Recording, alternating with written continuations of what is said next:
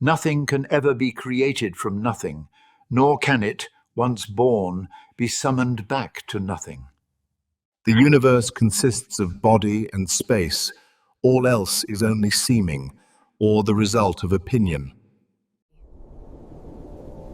The first beginnings of things move about by themselves, joined in endless union, beaten into new shapes by blows from the void.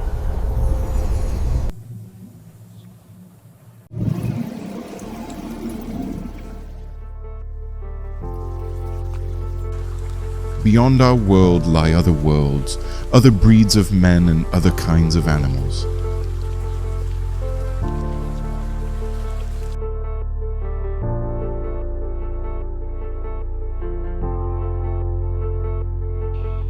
Nothing in the universe is the only one of its kind. In infinite space, there must be infinite seeds of life.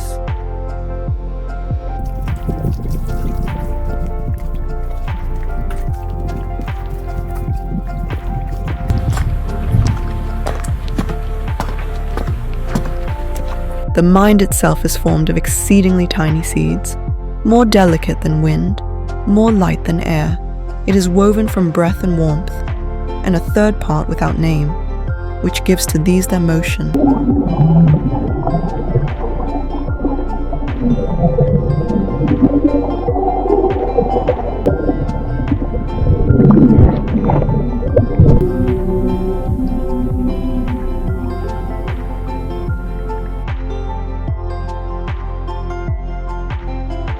So long as the body is whole, the soul too is kept within it.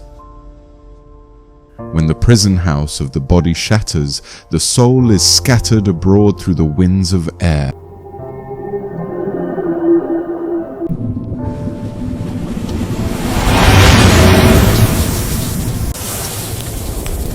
All sense begins in the body.